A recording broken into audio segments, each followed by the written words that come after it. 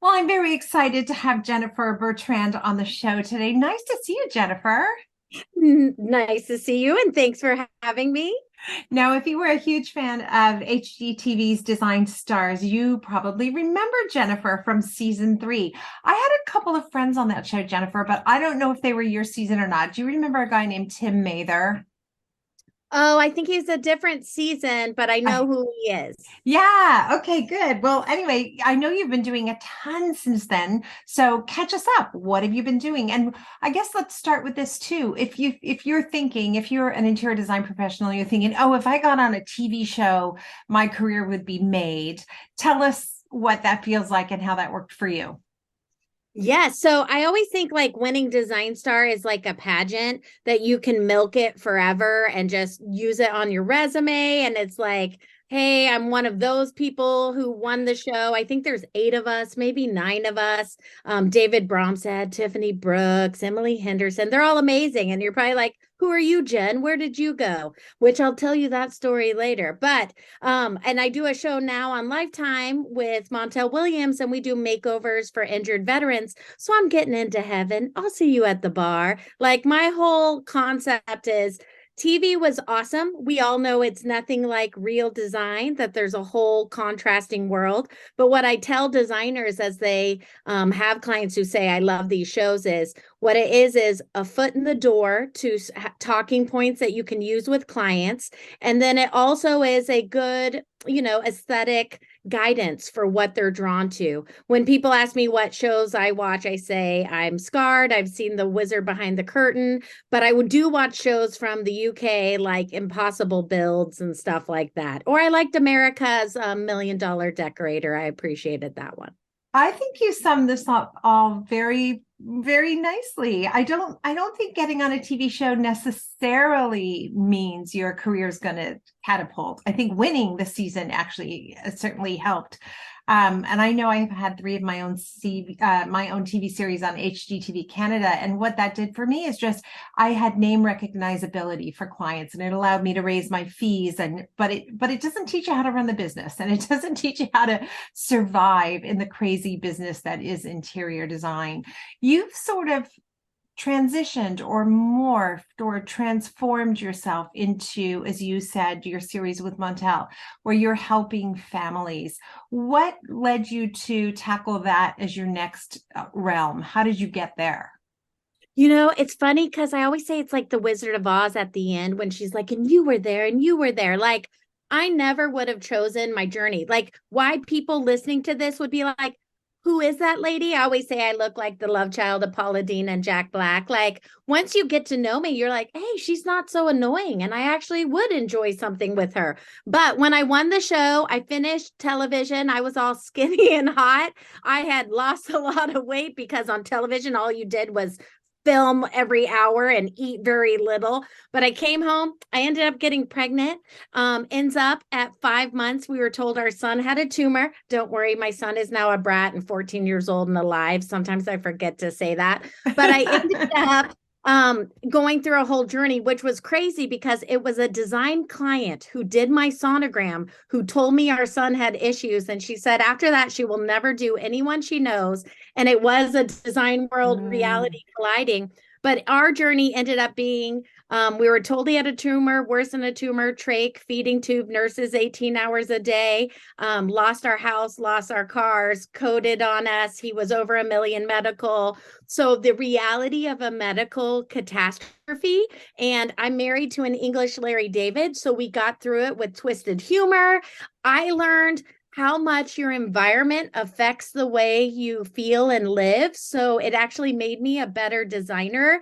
Would I go through it all again? I guess if it meant having my child the way he is, awesome. Yes, I would do it. But Oh it was hard. no. Yeah, You it would was never wish a that journey on everyone, but I love well, no, I would go through it again if it meant I landed where I was for meant to go.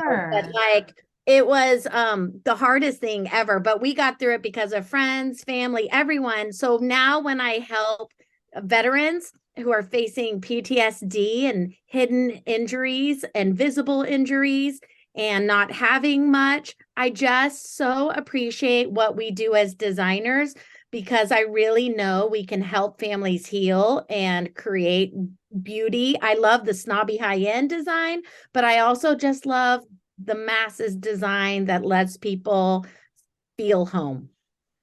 And you've also kind of, well, obviously, if you're working with veterans who have sustained all kinds of different injuries, you've had to learn about different ways of making homes comfortable and accessible for everyone. So can we talk about that? What are, I Mhm. mean, for those who maybe don't have that as a niche, one day it's likely you'll have someone who has some special needs, and I think we all want to be conscious of what is required as we have an aging population and we're dealing with clients with different mobility issues. So tell us some of the things that you think might be helpful for us to learn.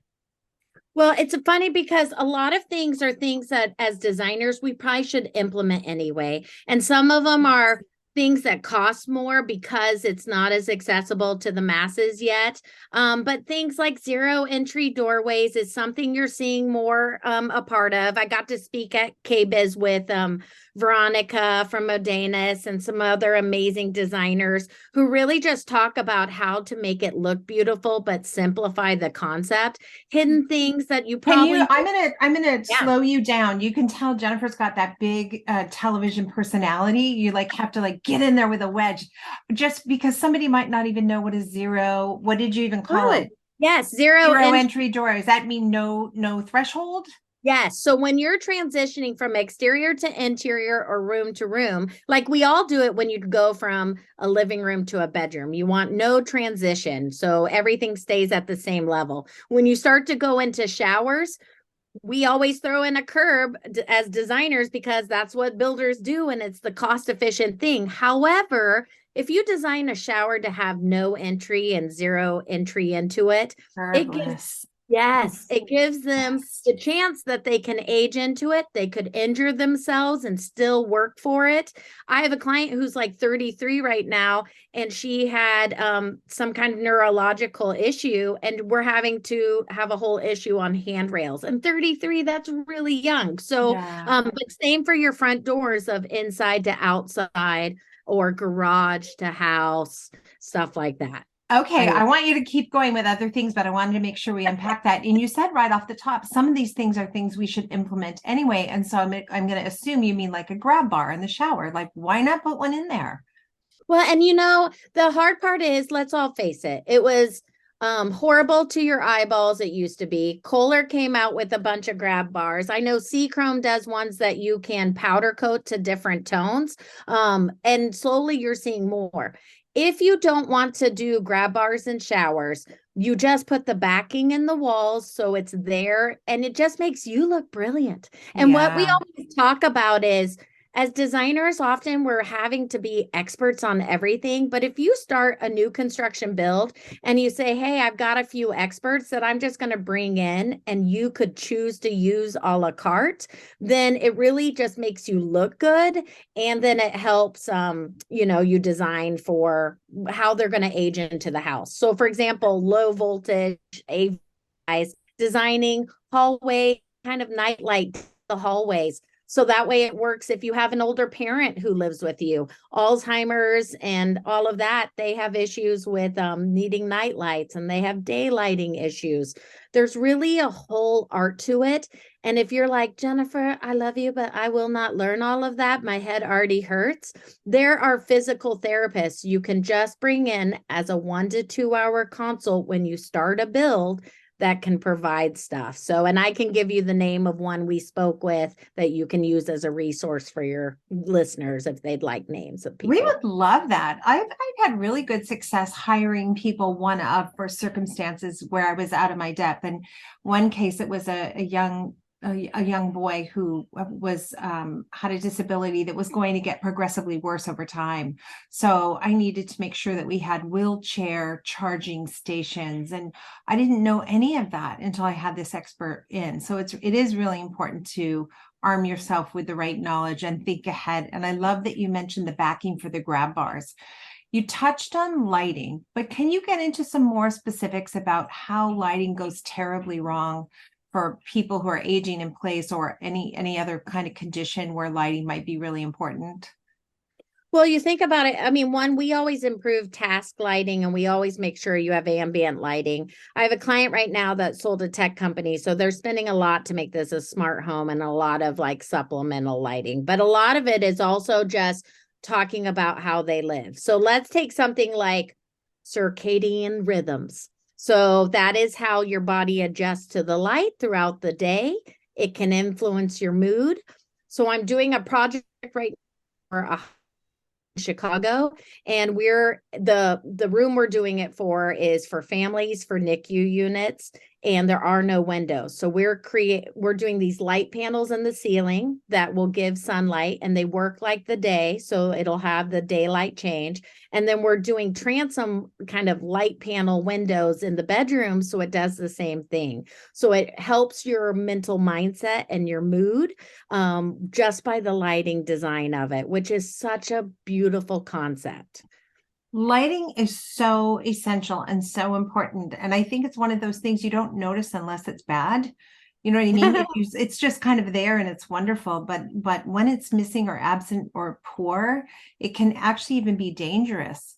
Can we talk about also paint colors? Because you must have certain colors or combinations of colors or how you manipulate contrast to help people aging or with visibility issues. Well, sometimes it's like more just about the contrast so they can see the different planes. So like right now, I call it the Xanax of design. Everyone loves their white on white on white, which I totally high five and celebrate. Obviously, I am personally a color person, maximalist, but I have a lot of clients who do like the less is more. If you think about it, if you have an older parent living with you or someone who's aging or facing Alzheimer's because it's getting younger and younger, there are things you do by creating different planes to the eyeball. So you have to have contrast for them to be able to see it. So it shows up and registers in their brain to their eyeballs. I won't pretend I'm 1,000% expert. However, I have learned a lot of this the hard way, like all of you. I've been doing this 20 years. And the more I work with veterans or older populations, you just kind of learn as you're around people and you have the need for it. My advice to designers would be, don't feel dumb asking questions. Don't be afraid to ask for help. And I think the more you bring in other people, the better you'll look. But real quick, back to that circadian lighting, we talked to a family about having just the upstairs kid landing area, all the bedrooms, all the loft zones on a circadian rhythm. So it helped them register, get ready for bed without having to say it. It just naturally dims down and starts to soften the mood. So things like that can be helpful for parents and make you look like you're amazing at what you do. That's so smart. Like technology's really come a long way, and there's a lot of things that we can kind of rely on if we choose to. That's really interesting. I'm glad you said that. My husband's smartwatch has a little thing that it plays when it's time to get ready for bed. You know, it's kind of like, oh wow, it's telling us it's time to get ready. But lighting, I think, would be a really good feature. Okay, amazing. You mentioned, I know what you mean about you said the humble thing, which is I don't know everything. I don't, profess that I'm the expert, but you have been doing it 20 years and you've learned a lot, and there's probably lots more to learn. And when you talked about different contrasts at different planes, are you talking specifically, for example, on a staircase, like so that the risers and treads are different colors, making it more easy to see where to put your foot? That as well as like countertops with floors in kitchens or bathrooms as well. So I know there are different programs you can get certified. I'm certified living in place. There are a lot of right answers for you if you want to educate yourself. Even having horizon lines with tile in the bathroom. I'm not a big fan of the little stripes, so I like to do it in a cooler way. But I know. I know those stripes of the 90s. It was like, yeah, or the 80s. I remember those stripes in the 80s. I can't do them, but you're right. Like to show somebody where the horizon and where the countertop is so you can fumble around in there a little easier. Huh, interesting. You know what I think it is? So, like, when I was not to sound like a jerk, but I grew up in Germany as a kid. My dad was NATO, and I lived in Italy later in a palazzo with a little family. Each each level was a different family member. And when you start seeing multi-generational living happening more in America, which it is, you're seeing more of it, and people moving in due to, prices and whatnot, or taking care of parents. These are things that as designers are going to become more and more prevalent. So if you make yourself the expert in your area, it's just easy marketing that will just happen for itself, because you've just created a niche that is needed. And one of the ways you can do it is find your local news, pitch a concept of, hey, look, these are top 5 things you can design into a home that will help if your parents ever came to live with you. That's an easy talking point for a news station to want to have you on to talk about it. So fun things like that. Is that how I mean, we're jumping around now, but you can see like the energy here is so exciting. I have a million questions for Jennifer. Is that kind of how you found yourself on the TV show? Were you going after local press and somehow HGTV found you? Because I'm sure people would love to know. You know what? I think anyone in television has a delusional aspect that they think they're great at what they can do. I was the middle child who obviously needed attention. I have a teaching background as well. So I just love teaching people. I like to do it in a way that no matter what you have or don't have, it's accessible for all. So I love to inspire people to create their own greatness. So I kind of just did a casting call is how I got in, and sent in my back then DVD. But so I did that, and I did do news segments as well. But part of my thing is if you're not a television person, that's okay. Sometimes just use your own Facebook feed as a teaching moment for people. Sometimes I think it's just showing belief in yourself, whether it's on TV, on Facebook, or whatever. It just is later when they need someone who's an expert, they'll remember they saw it on your feed or whatever, and they'll come to find you. So you don't have to do it with your face on camera. You can just do it with your logic and your words. I think that's great advice for everyone. And I would be remiss if I didn't ask you about, I believe there's like a painting of John C. Reilly behind you on the wall. Like, what? That's the most random thing I've ever seen. What's happening back there? Isn't that amazing? So you passed the test. So I take design very seriously. I love it. But anyone who knows me knows I love to laugh in life. I think that's partially because what we went through with our son, that I had a high-end artist paint these paintings. These are original paintings, but I just couldn't do anything serious. So like I had them pick their favorite scenes, like from Step Brothers, which was when they did the interview. I also have the Big Lebowski in my kitchen. I have someone painting Fear and Loathing for my husband's office currently. So I always laugh because either people spot them or they don't. And I think it's funny, and you pass the test. Well, you're off. I see all kinds of cool things back there. I didn't notice that that's Will Ferrell. Will Ferrell, yeah. I think, decided. Okay. But there's also, it looks like there's maybe wallpaper, there's a hat, there's like a greeting card, I don't know, a tea bag. What the heck is going on there? You're truly like a super creative person, right? These are all different projects. So like that's tile going into one of our Chicago hospital projects. Nicely, one of the things that I found as a specialist was I get brought in to bring the fun or to challenge the norm on some of these commercial projects. So I've done a bunch of like kind of cause marketing projects. So Ronald McDonald Houses, we just finished a big hospital project at Northwestern Hospital. I'm doing another one for Advocate. This is, and what's funny is I had seen this tile at, I think it was ICFF in New York a couple years ago, and I finally got to use it. We all as designers have things that we're like, I love that. Someone please say yes. So I finally got it. This is for a porch for a client, the outdoor furniture. It's Liberty of London.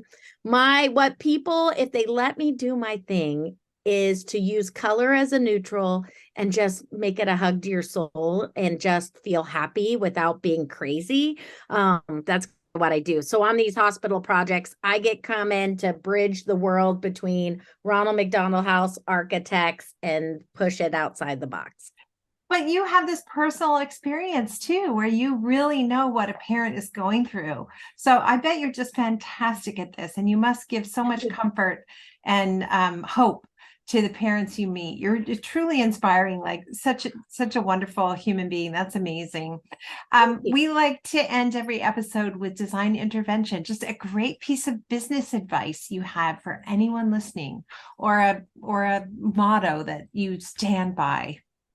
Gosh, there's so many. My one thing would be is I love if you challenge the norm. Take what's expected and turn it on its head.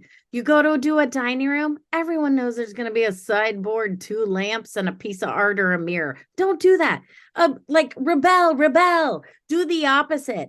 I always think it's hard to be the human that thinks outside the box. And yes, it's more of a pain with your subs and everyone, but it also is what will make you stand out. So just if you need to hear this today to say, yes, that weird idea is worth the pain and headache, I high five you and I encourage you, and you be the person everyone copies on Pinterest. That's excellent advice. I also read somewhere that you have an expression about feed the eagles and starve the turkeys, but yeah, I didn't know what that means. What does that mean? Oh, I should have said that one. I should have read what I wrote. So there's a saying called starve the turkeys, feed the eagles. So if you think about it, the turkeys are the things that are not going to make you money. They're in your face every day, and they're usually the things that will take the most time. You want to focus on the bigger concepts like the eagles, the projects that are going to make you money, that are going to be the wow factors for you. And the hardest part of our industry is saying no to those turkey low-lying things that slow you down and don't get you where you want. I know it's easier said than done because I still got some turkeys around me. But if we all focus on the eagles, we get there in the end. I love it. That's fantastic. Okay, well, if there's a television producer listening, somebody needs to give this woman her own show again. I would watch you doing anything. You're so much fun and super talented. And I love that you're actually a real practicing designer. I think that makes you an expert we can listen to. Yay. And please watch Military Makeover so we can help more veterans. Yes, we will. And we'll put a link to the show in our show notes as well. And congratulations on everything you're doing. It's all wonderful. Thank you. Thanks, Jennifer.